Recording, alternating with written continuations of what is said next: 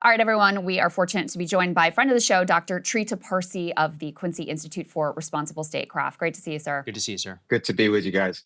So we just played for the audience, Marco Rubio and Mike Johnson, both saying, no, the imminent threat came from the fact that we knew Israel was going to attack Iran, regardless of whether we involved ourselves. We knew that would put our U.S. service members at risk. Therefore, we felt compelled to strike Iran first. Your reaction to those extraordinary revelations? I'm delighted that he has spelled it out, that this is the reason, that at the end of the day, the Israelis have been driving the boat on this one, and that the United States has followed their lead and let them decide when the U.S. goes to war and when it doesn't. This is, at the end of the day, a decision they made. They made a decision to let the Israelis decide, and now they're trying to hide behind that as if that is some sort of a self-defense.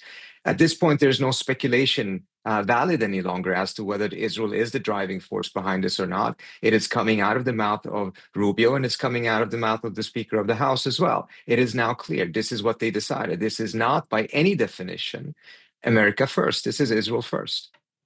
This is probably the most consequential Kinsley gaffe in American history, where they accidentally, tell the truth. And this is one where I really don't even know where to go from here. I do think it is worth noting that the administration has laid out the most maximalist goals and is now making a mockery of America first. Let's say, put A6, let's say, up there on the screen. I really loved this exchange. So Matt Walsh over at the Daily Wire, he put out a tweet. He's like, I've got some questions about this whole operation. And Press Secretary Caroline Leavitt released a statement and said, let me reiterate all of the objectives. We're going to destroy the regime's missile, raise our missile industry to the ground. We're going to annihilate the Navy. We're going to ensure the regime's terrorist proxies can no longer operate. We will stop them from making and using IEDs. And when, by the way, IED literally means improvised. So, okay. Guarantee that Iran can never obtain a nuclear weapon. Preventing the regime from threatening America. Killing terrorists is good. And there's a long continued diatribe. I was like,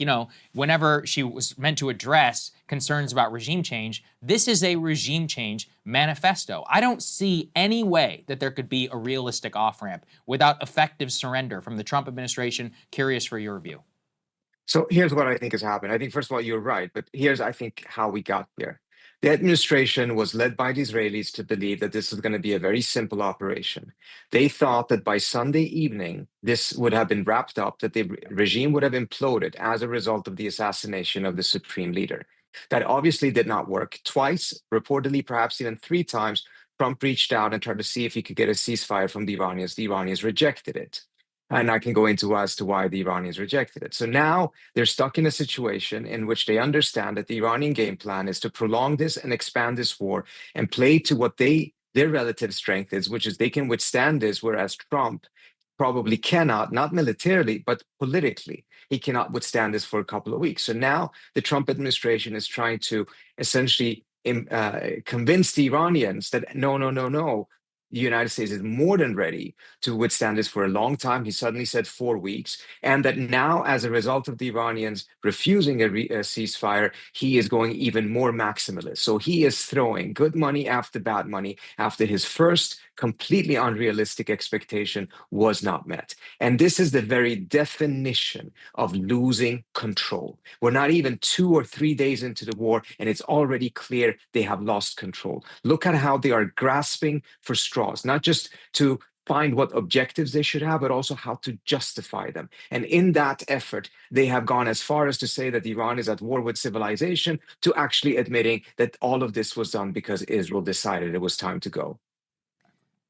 So I want to go back to why Trump let himself be led around by the nose by Israel, because clearly there was some reluctance from the administration. They were concerned. You had the top military brass here leaking to basically every newspaper they could get a hold of to say, this is a real problem. We are not ready. There's an interceptor issue. This is not going to go well. There's tremendous risks here. And yet, in spite of all of that, and in spite of all of the very clear campaign promises that, we're going to play them later, he made, J.D. Vance made, Tulsi Gabbard made, RFK Jr. made, Stephen Miller made, like every top person in this administration said, oh, of course, we're not going to go to war with Iran. In spite of all of that, he still ends up making the decision to do Israel's bidding. Like, what can explain that? Is it just the power of the Israel? Is it Miriam Adelson money? Like, how does this calculation get made when you have so many people, from the political people to the military people, warning that this is going to be a disaster?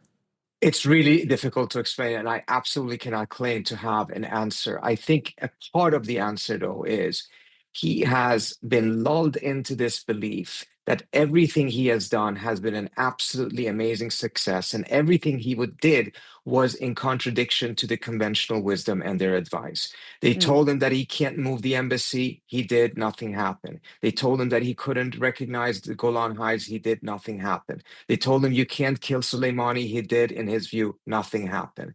They told him that he can't take out Fordo. He did. In his view, nothing happened. And then, of course, he did Venezuela. He's on this massive sugar high, the mother of all sugar highs, and it made it easier for the Israelis under those circumstances to tell him, look, the Iranians are just so weak. All you need to do is push a little bit. You're going to be the hero. You're going to be the president that finally puts an end to this regime. Everyone said that you can't do it. That's precisely why you should do it, because only you can prove them wrong. So what you mentioned, Maybe they mocked up a newspaper cover like Zoran did. I mean, they played to his psychology. The Right. Iranians did not. Right. Yeah, right. And we should say that, is we should fault their negotiating team as well. But now we are where we are. And so, what do you see? You said that the Iranians have rejected 2, maybe 3 diplomatic overtures from the Trump administration. What is the internal logic inside of the regime right now? It seems pretty clear that they expected to take mass casualties at the top. They have decentralized military command. What is their internal assessment right now, from far as you can tell, from how they're doing and for what they're planning? The first thing we have to say to truly understand how they're thinking is that they truly, unlike the Israelis who oftentimes throw out and say, oh, this is existential for them, this truly is existential. And this is why they're making the decisions the way they're making it. They believe that a premature ceasefire, one in which after the US has scored a major victory, if they were to accept it, all it would do, it would allow the US and Israel to regroup, remobilize, and then 6 months later, relaunch a war. If there's to be a ceasefire, it has to be a prolonged and durable one. The only way the ceasefire could be durable, they believe, is if this war ends up being tremendously costly to all sides, so that all sides believe it was a mistake to start it, and as a result, believe it would be a mistake to restart it. If they agree to a ceasefire too quickly, without that cost actually being felt, they believe that it will only give the other side, the US and Israel, time to be able to regroup and then once again attack Iran. This is the conclusion they drew after agreeing to a ceasefire in June.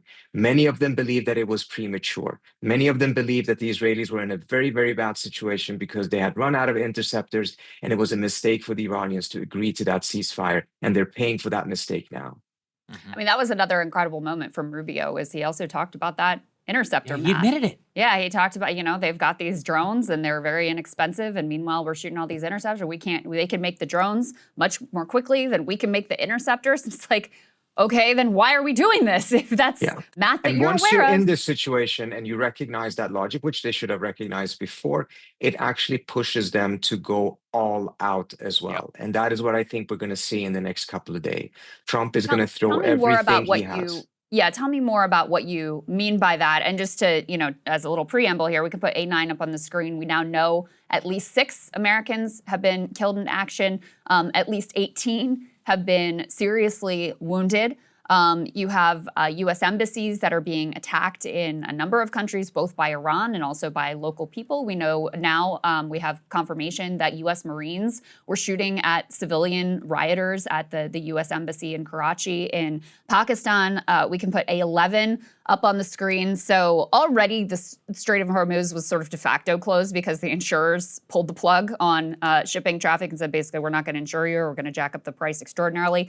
Now, Reuters is reporting Iran is notifying vessels it is officially closing the Strait of Hormuz. If officially closed, 20+ million barrels of oil per day will be impacted, 20% of global supply. Qatar has cut off their LNG production. Gas prices in Europe have already skyrocketed some 50%.